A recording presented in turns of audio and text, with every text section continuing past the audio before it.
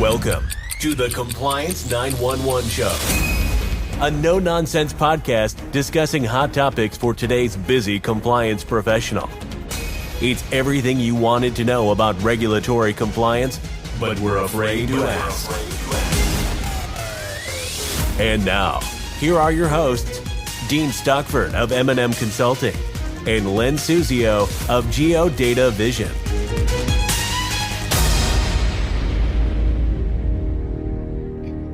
Welcome to today's broadcast of the 911 Show. I'm Len Suzio, and joining me today is Dean Stockford to discuss some of the key banking and compliance developments from June of 2026. Hi, Len.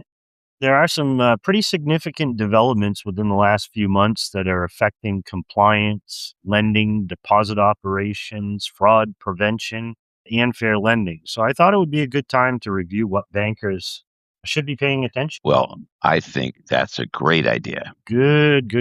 Well, I'll start with one of the bigger developments, and I have a little bit more than that to unpack. But in May, the OCC finalized rules related to escrow accounts.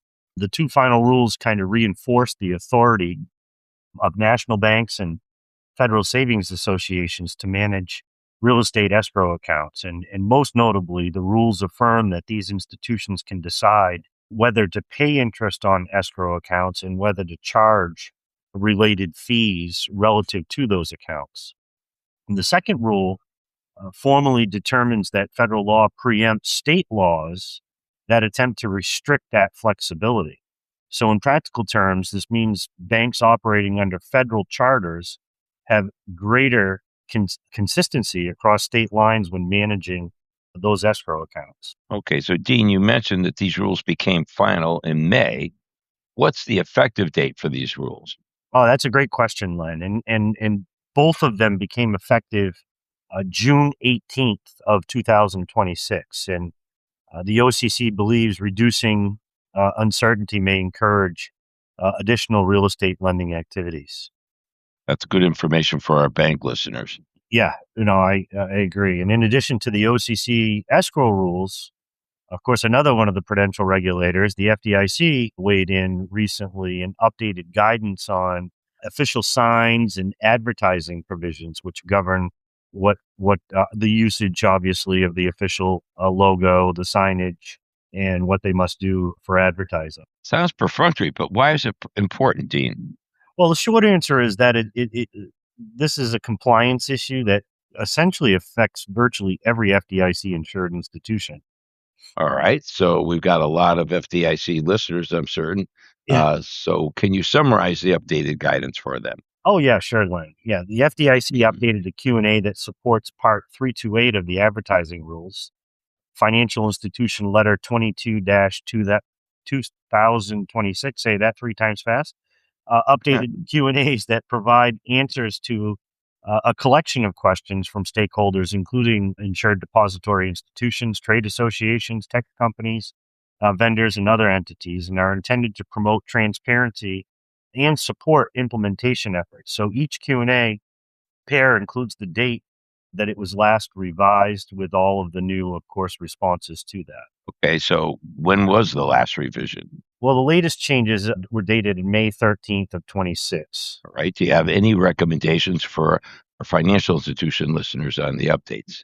Yeah, I mean, my recommendation would be for compliance, obviously, along with marketing. And these folks don't always talk well together, so it's certainly something that they should do. But compliance marketing, review these updates together to ensure that websites, mobile applications, advertising materials remain compliant, and they should also review their advertisements for compliance prior to publishing, because once you've published it, you're already, the cat's out of the bag, as they say, and you could be facing not just advertising violations, but also violations under what we call UDAP, unfit, deceptive, and abusive acts and practices. So, okay, that's great advice. Now, I understand another headline involves the CFPB and Reg B.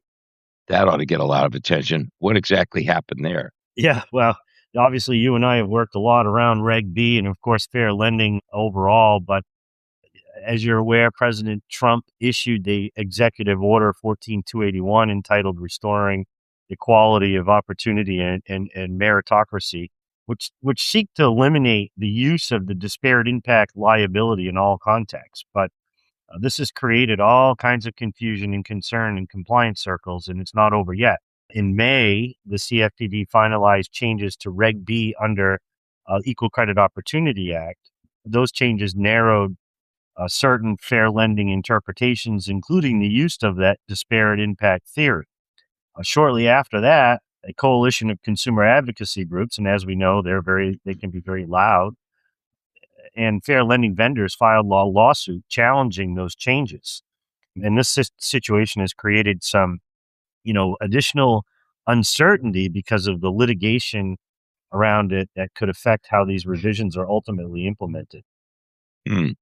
So, in light of this uncertainty and all the potential confusion and the changes going on, what recommendations do you have for financial institutions in light of these developments?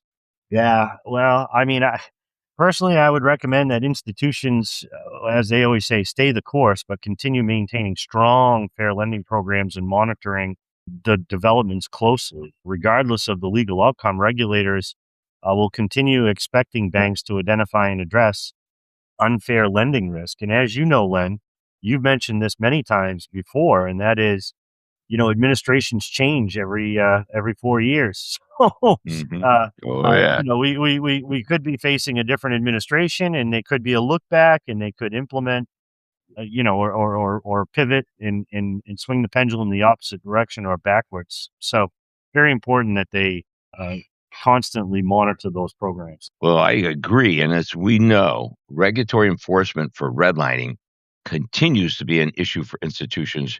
And of course, that's a form and relies on the concept of disparate impact.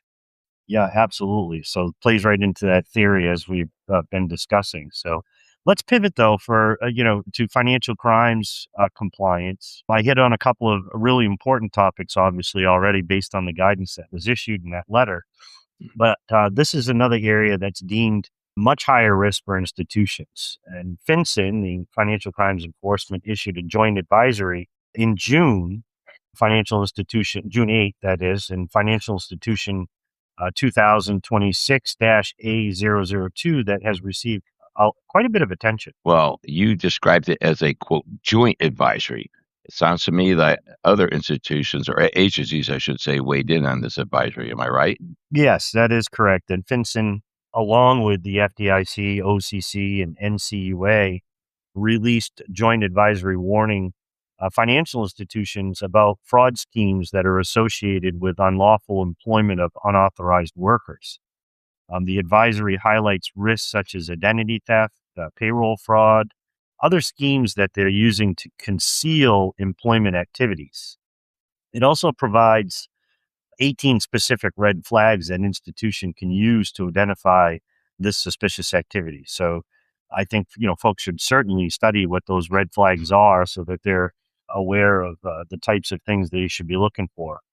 One important point is that regulators encourage institutions to consider the use of individual taxpayer identification numbers within their risk-based customer due diligence framework. And as we know, customer due diligence is that provision that essentially establishes a baseline of risk so we know whether our customers have deviated from it. They're not prohibiting accounts or services, but they're encouraging banks to evaluate whether certain activities present elevated risk. So again, establishing the baseline, did they deviate from that? And ultimately, a red flag goes up, and we'll have to follow up with it. And I would think that BSA officers and fraud teams would definitely benefit from reviewing these red flags. Oh, yes, they absolutely would benefit, and they must adjust procedures to address them, or otherwise, they may have some very unhappy regulators. We don't want any unhappy regulators visiting our bank. No. Now, related to this issue, I understand that the CFPB issued a statement concerning immigration status and ability to repay analysis.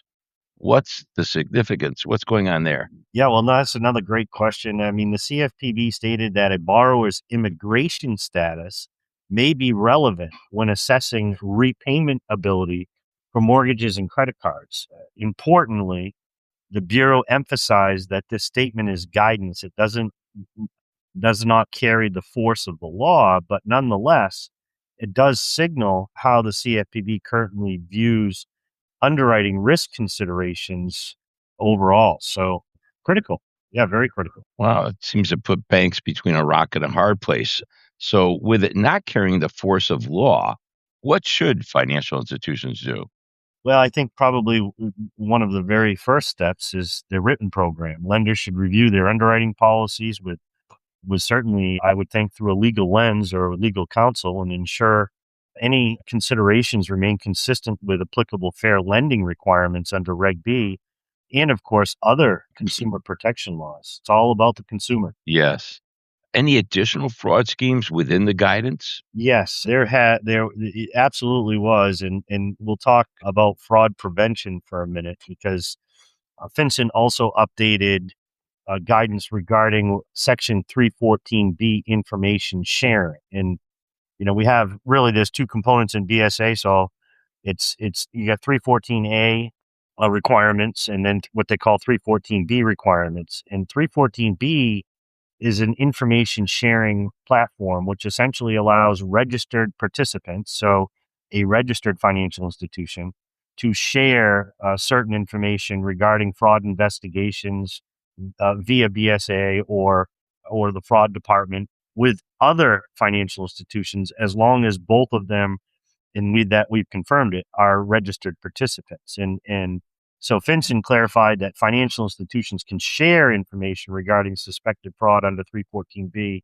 not just traditional money laundering concerns. So it extends it. The guidance specifically references information such as fraud indicators, cyber related data, IP addresses, video surveillance, and other suspicious transactions. So to repeat, we can share those types of investigations with other financial institutions as long as we are a registered participant and as long as we've confirmed that the financial institution we're sharing the information with is also a registered. Well, this is an important, potentially confusing topic. Can you elaborate a little bit more about 314B and what it is?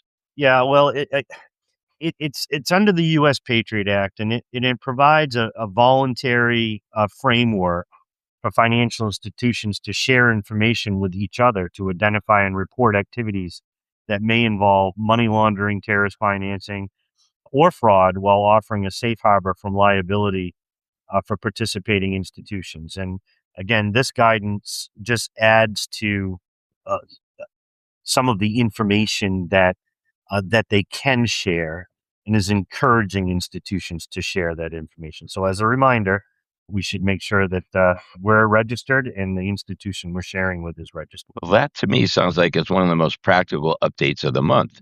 Yeah, I agree, and you'd be surprised how many financial institutions don't actually take advantage of 314B provisions, and I think it's important for their benefit as well as the financial institution they're sharing it with. But registration's straightforward, and I cannot understand why some don't participate. So they probably should look at it and consider changing if in fact they're not. Boy, that's so practical. I almost would ask you to repeat it, Dean.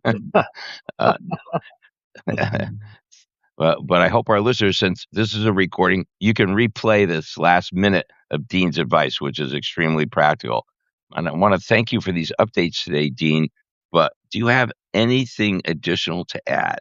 Yeah, just a couple. I mean, I always do, it seems like. But first, I'm just gonna again kind of pivot a little bit. But the FHA removed the requirement that lenders perform appraisal field reviews on at least 10% of quality control reviews for those types of FHA loans, and that's pretty significant. Field reviews they're now optional, allowing lenders to tailor appraisal quality control activities based on risk.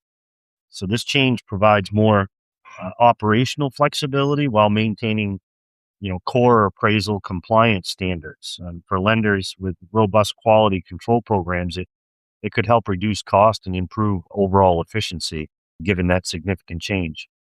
Lastly, Congress also appears to be making progress on additional housing legislation. The bipartisan 21st Century Road to Housing Act includes several provisions that could provide some meaningful relief. And among them are proposed changes to the brokered deposit treatment and increasing the asset threshold for qualifying for an 18-month examination cycle from $3 billion to $6 billion, and streamlining the de novo bank information process. So there's also, in addition to that, a proposal for a mentor protege program pairing larger institutions with smaller depository institutions in a pilot program providing flexibility for newly chartered banks meeting certain capital requirements on a safety and soundness standpoint.